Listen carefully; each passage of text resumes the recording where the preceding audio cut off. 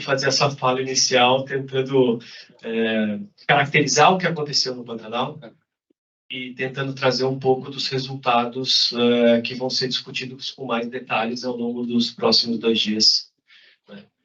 Bom dia, secretário, bom dia, presidente, Braulio.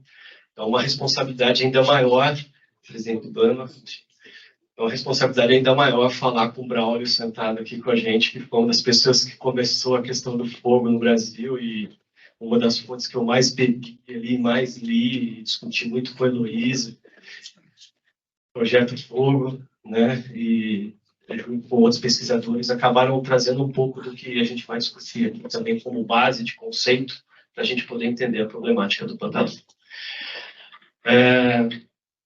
Eu gosto muito de falar de fogo, né?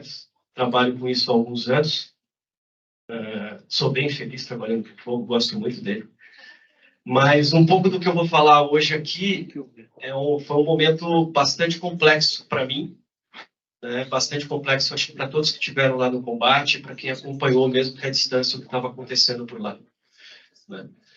De todos esses anos que eu trabalho com fogo, eu nunca imaginei ver nada parecido com o que eu vi lá. Eu fui a primeira vez para ajudar na coordenação, com o Comando Unificado, junto com as outras instituições que estavam presentes. Então, na primeira vez, eu fui para ficar 20 dias nessa história de organizar as estruturas de combate. E aí ia recebendo as informações da equipe de campo, né, e aquilo ia me deixando inquieto. Então, muitas vezes eu saí do posto de comando, fui para campo, conversar com os brigadistas, conversar com os coordenadores de campo e poder ver o que estava acontecendo, as dificuldades que eles estavam enfrentando. E aí eu comecei a me deparar com os efeitos que o fogo estava trazendo lá, que na verdade não era só um fogo, né? Era um incêndio, era um fogo totalmente sem controle, vindo de todos os lados, né? Uma severidade alta, a gente vai falar um pouco disso. E aquilo me deixou bastante inquieto. E aí quando eu voltei para o Senap, que é onde eu estou hoje, a gente começou a discutir internamente com alguns parceiros que estavam no Pantanal e nós organizamos, né, o trabalho de levantar o efeito sobre a mastofauna primeiro, sobre a fauna de vertebrados, realizando alguns transectos para campo. Voltei para o Pantanal e aí realmente o que viu mudou bastante a minha vida. Né, eu acho que alguns que estão aqui dentro, que tiveram no campo, também ficaram bem assustados com o que a gente viu. A gente nunca imaginou algo parecido com aquilo. Né? Então vamos lá discutir um pouquinho do fogo no Pantanal. Deixa eu ver se isso aqui vai funcionar. Acho que não. Eu tenho uma tendência a caminhar, por isso eu peguei o microfone. O primeiro ponto é que nós do ICMBio não trabalhamos sozinhos no Pantanal, né? Foram diversas instituições envolvidas, diversos pesquisadores envolvidos, né? Formamos redes de comunicação e de pesquisa, contribuindo cada um com a linha de pesquisa do outro, né? E o trabalho todo começou com essa primeira rede aqui, a Mogumatá, que é urubu de fogo numa língua Baitó, para realizar os transectos e identificar as carcaças dos animais mortos. Né? E depois começaram outros trabalhos com outras instituições e outras fontes de financiamento, junto com as do ICMBio, para nos auxiliar nos trabalhos de campo. Para que a gente possa entender os efeitos, vamos dar uma olhada no Pantanal. Eu acho que uma primeira coisa que é importante a gente falar é que o Pantanal é uma savana alagada. Né? Então, como toda savana, assim como o cerrado, como a savana africana, como a savana australiana, ela tem uma relação positiva com o fogo dentro de um regime adequado para ele, né? Não o que a gente encontrou lá. Né? Então, o fogo no Pantanal, se a gente for fazer um levantamento bibliográfico, nós vamos perceber que ele já ocorre há pelo menos 12 mil anos, numa época que o Pantanal era mais seco. Né? Estudos com paleocarvão mostram uma grande quantidade de fogo, mais fogo no Pantanal do que a gente tinha hoje. Só que ele tinha, nessa época, a origem de raio, né? Que é a única fonte não humana de origem de fogo no Brasil, e ele queimava áreas grandes, mas sempre tinham repositórios, né? A matriz era integrada. E esse fogo acontecia mesmo antes da presença humana. Então, a gente tem fogo natural no Pantanal, né? A biodiversidade que tem no Pantanal, ela evoluiu com a presença do fogo. O outro ponto importante é que quando a gente fala isso, a gente generaliza como um bioma. Mas se a gente começar a descer numa escala de fisionomias de vegetação, nós vamos perceber que existem fisionomias sensíveis ao fogo, que são aquelas fisionomias mais florestadas, e tem fisionomias que são associadas à presença do fogo, né? Evoluíram com a sua presença, que normalmente são as mais savânicas, mais campestres. Isso fica muito nítido quando a gente olha essas duas imagens, né? Nós temos baías, campos alagados, que são associados à presença de fogo, intermeados por matas, né, de cordilheiras e outras matas secas, e outras áreas savânicas, né, que têm uma tendência a ser mais sensível à passagem do fogo, em especial no que aconteceu durante os incêndios. O que traz uma dinâmica mais complexa para a gente analisar como pensar em conservação, evitando incêndio no Pantanal. Se nós olharmos também um outro ponto que aconteceu em 2020, importante e que interferiu no comportamento que esses incêndios tiveram, foi a seca abrupta que aconteceu de final de 18, 19, 20, né? Essa daqui é uma régua que mede a altura do rio Paraguai, em Ladário, que é medido desde 1900. Se nós olharmos aqui 2019, 2020, nós vamos perceber que teve uma seca bastante acentuada, muito parecida com o que aconteceu no final da década de 60, início de 70. Então, existe um ciclo no Pantanal, né, anteriormente, né, ele estava mais úmido, mais alagado, passou novamente por um momento de seca. E ao ser uma seca tão acentuada, aquelas áreas do Pantanal que estavam alagadas durante esse período todo aqui, né, com uma alta produtividade primária, ficaram secas. Então, o fitossolo, né, aquela matéria orgânica que fica depositada no solo, que lá eles chamam de batume, era bastante profunda, né, e estava totalmente seca. Então, o fogo que vinha pela superfície acabava também atingindo essas partes e gerou toda aquela confusão e estrutura de combate que a gente precisou ter, que dificultou bastante as ações. Vamos pensar no cenário futuro do Pantanal, né? Eu trouxe aqui o cenário do IPCC, aquele que, com altas emissões de gás de efeito estufa, o mais complexo dos cenários, mas é o que a gente tem vivido hoje. A gente vai perceber que, para os próximos anos, os cenários indicam uma situação bastante complexa climática para o Pantanal. Nós vamos ter uma tendência, né, de 2 graus acima da média do que a gente tinha no início dos estudos. Nos próximos 20 anos, uma tendência de aumentar 3 graus, e no final, né, do século, ali, alguma coisa perto de 5,5 graus. Se nós formos pensar nos dias com temperaturas bastante elevadas, acima de 40 graus, a tendência é a mesma, de aumento de dias com temperaturas extremamente elevadas. A precipitação total, então, tem uma tendência inversa de redução. E os dias consecutivos sem chuvas, que é um dos grandes problemas que a gente tem, que a gente chama dos veranicos, né, que fica, quanto mais dias sem chuva, mais seca está a vegetação, né, mais propensa a queimar, também tem uma tendência a aumentar. Então, o cenário nos traz informações importantes para a gente ter consciência de que o cenário pode piorar, né? E esses fatores são fundamentais no comportamento do fogo, para levá-los para comportamentos extremos. E importante, algumas dessas situações a gente já enfrentou no incêndio de 2020, né? Tinham momentos que nós estávamos trabalhando com temperaturas acima de 50 graus no Pantanal. Um outro ponto importante, esse mapa feito pelo LASA no Rio de Janeiro, né, mostra em colorido a área que foi queimada durante os incêndios de 2020. Né? A gente vai perceber que o Pantanal tem fogo durante o ano todo. Né? Se a gente for olhar aquele fogo que acontece no Pantanal no verão e no outono, né, na época mais úmida, a gente vai ver que eles são fogos pequenos e mais localizados, né, causados algumas vezes por raio, outras vezes para manutenção da cultura das populações que vivem lá, seja comunidades tradicionais, sejam indígenas. O grande problema está no fogo que acontece no auge da seca, no inverno e na primavera, que são essas grandes áreas queimadas, né, que impactam, e muitas vezes a gente vai ver alguns dados, né, queimaram a área de ocupação, 30%, 40% da área de ocupação de algumas espécies. Né, e isso dificulta muito a recolonização dessas áreas quando você tem uma alta mortalidade local, porque os animais não conseguem se deslocar com facilidade por toda a área e voltar ao centro dela. Um outro ponto que merece destaque Aqui em branco foi a área que não queimou, né? E os coloridos são as áreas que queimaram num período de 2003 até 2021. O que a gente percebe é que algumas dessas áreas, né, essas que estão achuradas em cinza, elas queimaram apenas em 2020. Elas não queimaram antes, até 2003. Enquanto outras áreas tiveram diversas recorrências de fogo.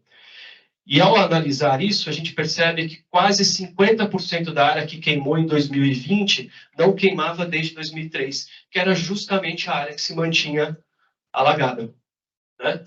E um outro ponto importante desse trabalho é que ele mostra que a área queimada em 2020 foi 376% maior do que a média feita desde 2003.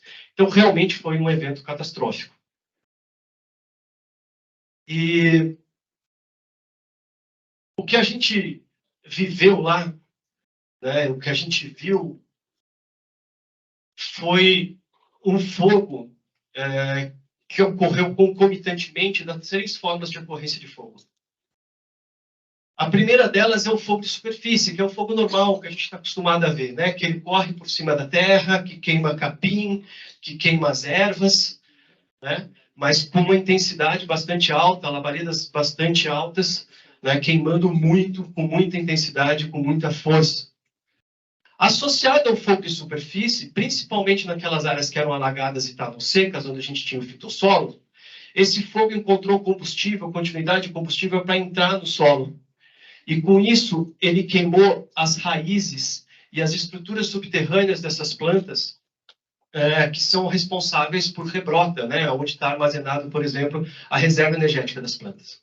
Esse é o fogo mais severo que a gente tem. Por quê? Porque ele atinge as raízes e ele mata os indivíduos. Ele não queima só a parte aérea permitindo a rebrota, ele mata os indivíduos e você começa a eliminar indivíduos do sistema e dependendo da quantidade ou da recorrência desse fogo, você começa a ter perdas locais, né? Extinção local.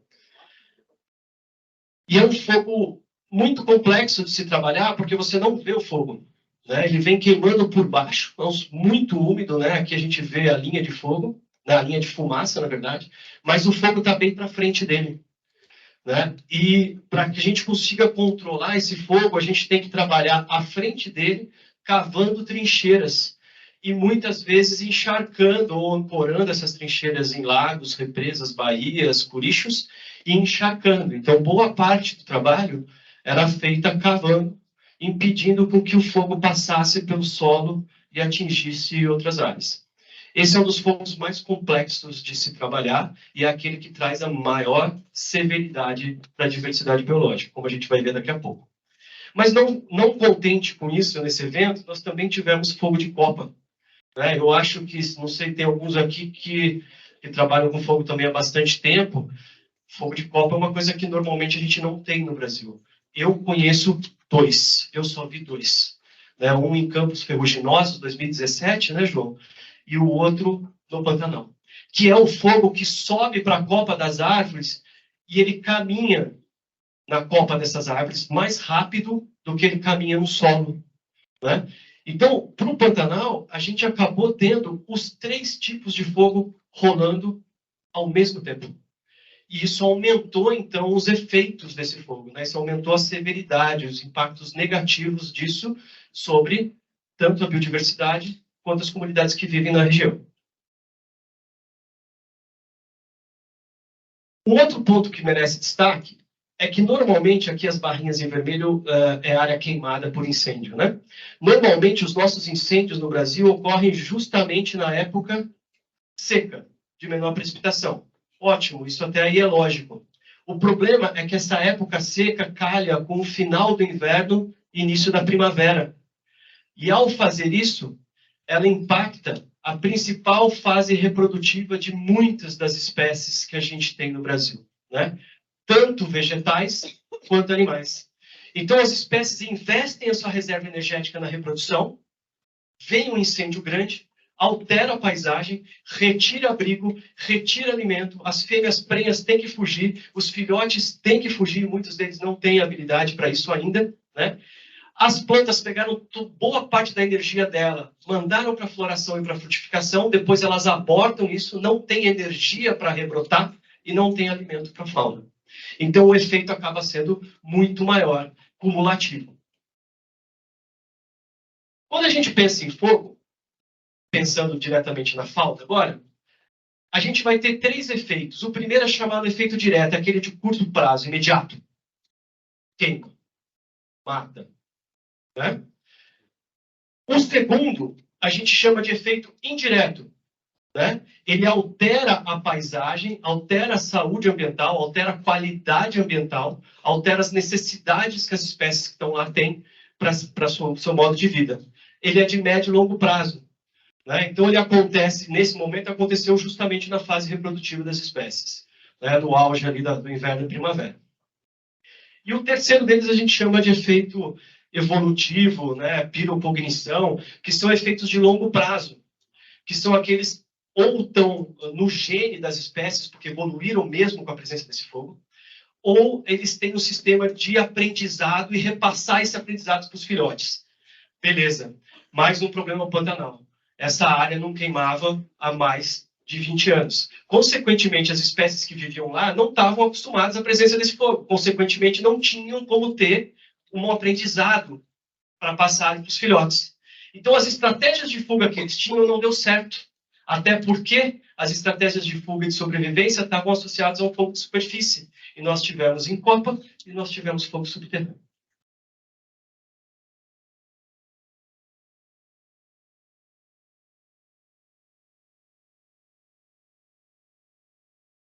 Aí veio esse trabalho, o primeiro resultado dos trabalhos, né, realizados com transectos para buscar os animais mortos. E esse é um momento bem complexo, né, porque a gente buscava bicho morto. E as cenas que a gente via não era nada agradável, tem algumas fotos aqui, né, a gente selecionou algumas fotos para poder suscitar a discussão. Mas o que a gente encontrou, a nossa estimativa é de pelo menos 17 milhões de vertebrados mortos. E eu queria dizer que esse número é subestimado, né? Porque a gente só contou aquilo que a gente encontrava nos transectos que a gente fazia. Mas caminhando pelo mato, a gente viu diversas outras espécies mortas que não foram incluídas aqui. Então esse dado realmente está subestimado. Né? Mas é uma primeira estimativa, um primeiro levantamento para a gente começar a entender e tomar a decisão, né, do que fazer, como pensar. E desse grupo foram identificadas 55 espécies, né, 14 mamíferos, 17 répteis, 5 anfíbios, 18 aves. Né? E algumas delas impossível de identificar a espécie.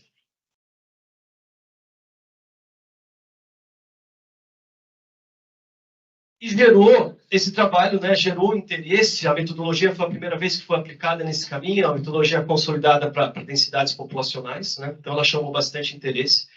Nós conseguimos mandar para a Nature, muito custo, né? Foi aceito. E, bom, muito custo porque isso trouxe muito resultado negativo para o governo.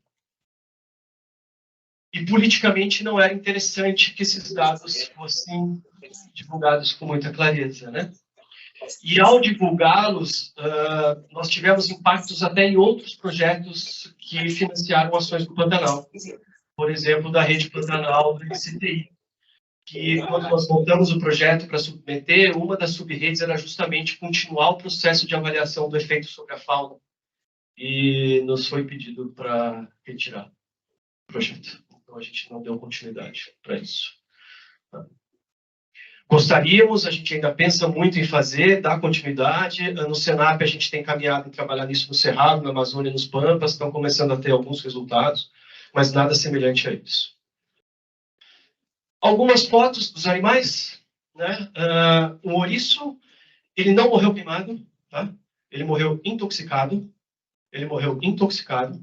Né? Ele estava tentando fugir do fogo, nessa área o fogo passou a noite, muito úmido, muita fumaça, ele tentava fugir de um lado para o outro, até o momento que ele não aguentou mais, morreu, a árvore, na verdade ele devia estar bem debilitado, a árvore caiu em cima das cinzas, e ele morreu agarrado na árvore, ainda sem nada queimado no corpo. Esse daqui é um tatu-galinha. O fogo nessa área passou tão rápido, né? O incêndio passou tão rápido que ele não teve tempo de cavar uma toca para entrar. Então ele morreu começando a cavar a toca para poder fugir do fogo. Algumas outras aves, por exemplo, foram atingidas no ninho, não tinham capacidade de sair desse ninho, não tinham locomoção para isso, né? Morreram queimados, os filhotes. Então nós estamos falando de um efeito que não aconteceu só naquele ponto, ele atingiu as outras gerações, né? A consequência disso. E outros morreram intoxicados em ninhos que ficaram no meio da fumaça, né? E não tinham baixo oxigênio, muita fuligem e acabavam ficando intoxicados. Algumas outras aves também que não estavam queimadas, elas morreram intoxicadas, né? Provavelmente com fogo noturno, ou estavam muito no meio da fumaça e não conseguiram se orientar bem. E também tivemos animais que morreram queimados, cercados pelo fogo, que a sua estratégia de fuga, que normalmente é correr e buscar um corpo d'água, ele não achava o corpo d'água, né, e morria. Tem cenas que, infelizmente, eu não achei a foto, infelizmente, né, de uma anta tentando fugir para uma baía, a baía estava bem seca, ela ficou atolada e o fogo passou por cima e matou ela atolada, queimando pelas costas. Então, cenas bastante complexas, né, bastante sensíveis, muito emotivas. Algumas outras imagens que mostram o fogo na copa das árvores, né, os animais não conseguiram nem fugir desse fogo que passou pela copa, que a estratégia deles era justamente ir para as áreas de proteção na parte alta. O fogo subiu e pegou esses animais, né, na copa, matando grupos inteiros, né? Era muito comum a gente encontrar grupos de primatas nas árvores e também 7, 8 no chão, né? Que tentaram, não conseguiram fugir nas árvores, o fogo subiu, desceram para o chão e o fogo pegou no chão. Eles não estavam caídos, eles estavam em posição fetal, protegendo a cabeça. Tinham várias cenas bastante difíceis de ver, né? Outros animais, né, que têm uma tendência a fugir para a proteção das árvores, das raízes, o fogo de solo entrou nessas áreas, esse aqui é um abobral, né, na Estação Ecológica Itaiamã, né, o solo fica mais alto, solo orgânico, queimou todo o solo, queimou as raízes e mata os animais que foram buscar o refúgio e a fuga nessas áreas que normalmente não queimavam. Né? Esse é um queixada, né? Foi um grupo grande de queixada, 10, 15 queixadas que foram cercados. Né? Uma fêmea, ela estava prenha, a temperatura do fogo rompeu o abdômen, explodiu o abdômen e ela expeliu o filhote. Esse veado conseguiu fugir, ele correu, conseguiu achar uma área protegida que já estava queimada, mas esse outro veado não. Um ponto que merece destaque, né, daquele grupo todo, é que 60% dos animais que foram encontrados mortos eram serpentes, eram cobras. Desses 60%, 90% deles são cobras aquáticas, que é para mostrar o efeito disso com a seca, o que foi trazendo para o Pantanal. Né? Mas também tivemos muitos danos econômicos, não é? Pontes queimadas, estruturas de fazendas queimadas e muita, mas muito gado, muita criação morta pelos incêndios, porque não conseguiram fugir, mesmo nas áreas de pasto, com sobrepastejo, com pasto baixo. Essa é uma foto de uma cena comum que a gente encontrava no Pantanal. Né? Por que eu trouxe ela? Né? Porque normalmente quando a gente vê um fogo, a gente vê uma linha de fogo. Né? A gente vê uma linha de fogo que caminha, né? E você vai combatendo essa linha. No Pantanal a gente não via linhas, a gente via faixas. Então aqueles animais que tinham como habilidade pular a linha de fogo quando estava cercado e continuar correndo, toma uma sapecada aqui, outra ali, mas ele continua passando e vai embora. Quando ele pulava a linha de fogo, ele encontrava isso aqui, ó, um braseiro, porque estava queimando o solo. Então ele pulava a linha de fogo e caía com as 4 patas dentro do braseiro. Não suficiente, ele ainda tinha que correr dentro do braseiro para sair dele.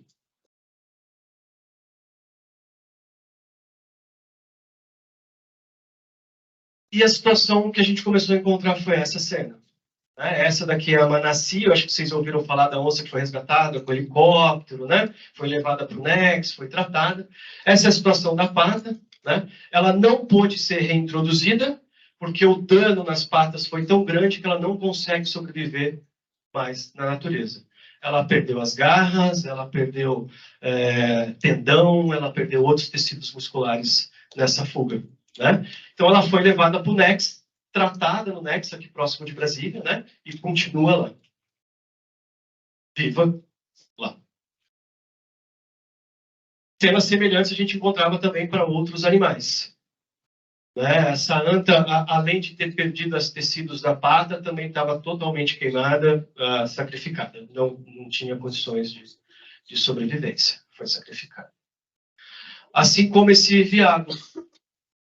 As equipes de veterinário também tiveram que sacrificá-lo, porque ele não conseguia sobreviver e estava sofrendo demais com as queimaduras e com a perda de tecido.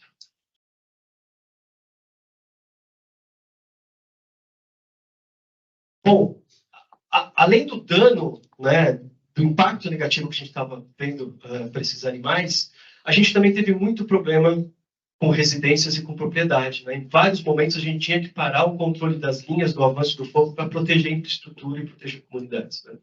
O fogo vinha para as casas, o fogo vinha para as fazendas, ele vinha para as pousadas. E essa situação agravou ainda mais, porque além da gente ter que parar o controle que a gente estava fazendo para proteger as propriedades, né, as pessoas também começaram a proteger essas propriedades. Então, diversos contrafogos foram sendo colocados ao longo do Pantanal, né, de forma desorganizada, desarticulada, e isso acabou agravando a situação do incêndio que a gente tinha antes. Então, inclusive, pelo comando, a recomendação era, por favor, não coloquem contrafogo, né, nos avisem que a gente manda equipes para trabalhar, para proteger a casa de vocês, e, se necessário, fazer um contrafogo de uma forma adequada. Né? E até para a gente poder ter ciência de que esse contrafogo estava acontecendo, porque as nossas equipes ficavam cercadas no meio de fogo vindo por todos os lados, o que agravava ainda mais a situação. Além de tentar entender o impacto direto do fogo, nós tentamos entender o impacto indireto. Então, nós fomos levantar as densidades populacionais das espécies que viviam no Pantanal. Né? E chegamos a um valor de 72 milhões de vertebrados afetados negativamente pelo fogo e alguma coisa perto de 4,5 bilhões de invertebrados. Novamente, é um dado super subestimado. Nós temos poucas informações da densidade populacional das espécies que tem lá. Para mamíferos, por exemplo, nós conseguimos considerar apenas 15 espécies. Só o Senap é responsável por 74 espécies que ocorrem no Pantanal, que a gente não tem informação para conseguir fazer esse tipo de análise e tomar decisão. Isso gerou um outro trabalho publicado também, já na perspectiva de buscar uma agenda de sustentabilidade, recomendações para que a gente pudesse pensar na conservação do Pantanal. Dentre os efeitos indiretos, tem uma variedade bem grande. Né? Esse foi um trabalho feito pelo IMASU no Mato Grosso, mostrando a alteração fisiológica de peixes por conta da redução da oxigenação nas águas.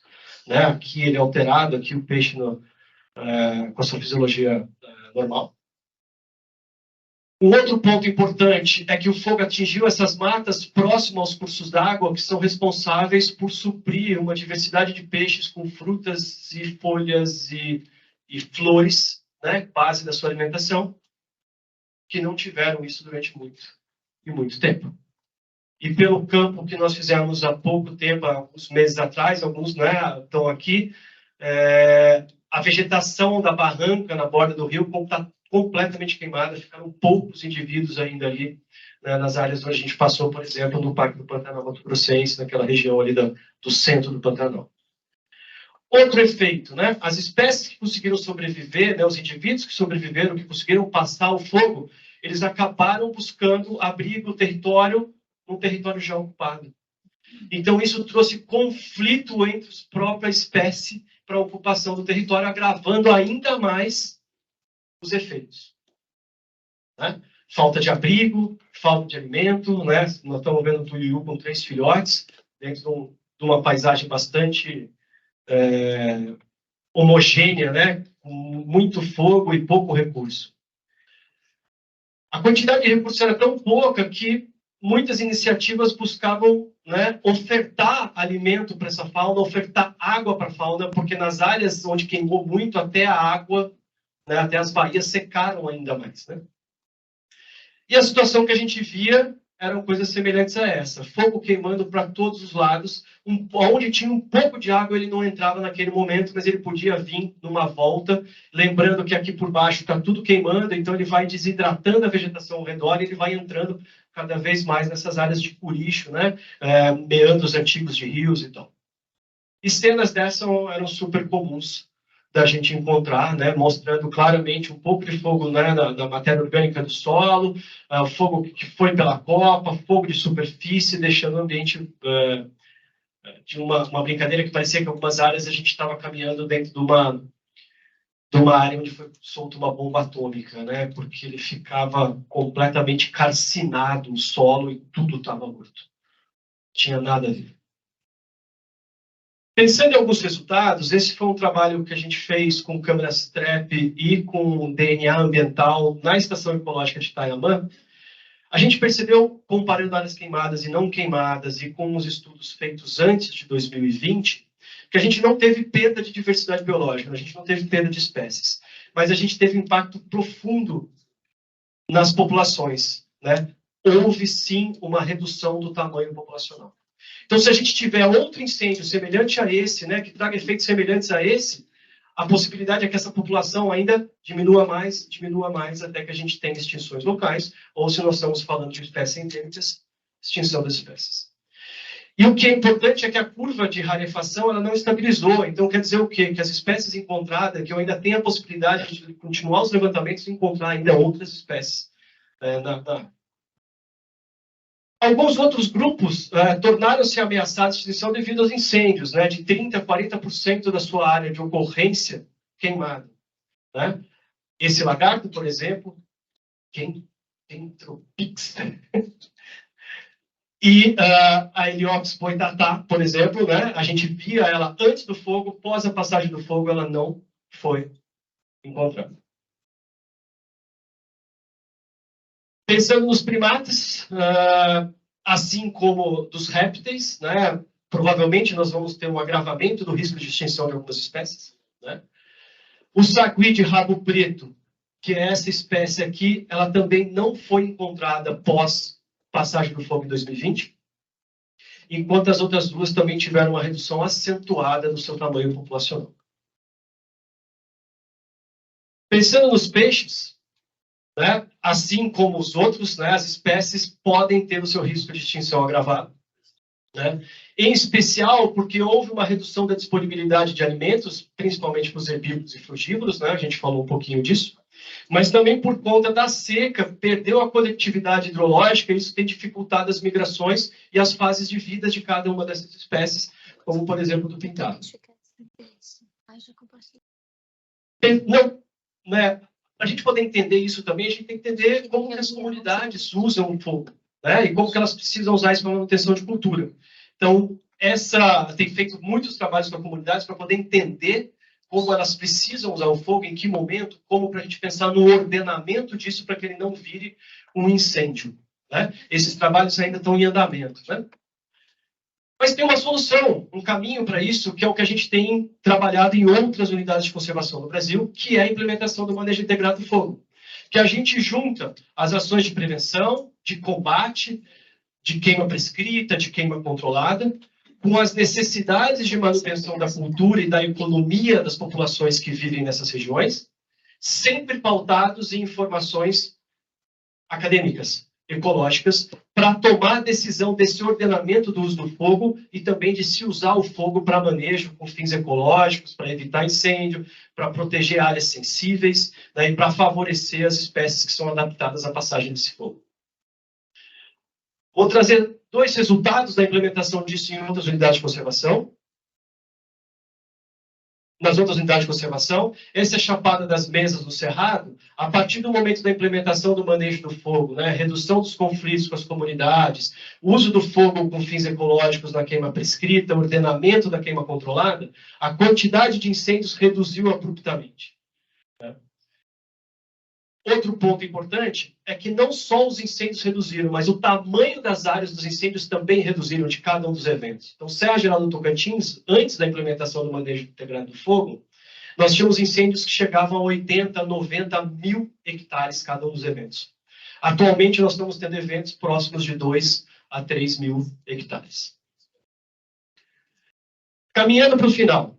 As ações de prevenção que já estão sendo implantadas, né, como oportunidade das coisas que foram acontecendo lá no Pantanal. Né? Monitoramento para avaliar as populações de vertebrados, elas continuam em andamento, né? A gente iniciou, mas está em andamento, é necessário dar continuidade para ela. Começou-se trabalhos de monitoramento para o clima no CEMADEM, por exemplo, né? No MCTI. O sistema de alerta e de comunicação está sendo cada vez melhorado, mais sensível e implementado, e está funcionando. Treinamentos e estruturação de muitas brigadas ao longo do Pantanal inteiro para ter um primeiro combate, não deixar com que esse incêndio cresça, e para aqueles que precisam usar o fogo ter um conhecimento técnico maior. Foram já implantadas algumas câmeras automáticas, né, que monitoram o sinal de fumaça, que facilitam o alerta e o deslocamento de equipes mais rápidas para o primeiro ataque. Ele ainda está em poucas áreas do Pantanal, mas já está implementado e funcionando. E a gente está caminhando para outras unidades de conservação no ICMBio.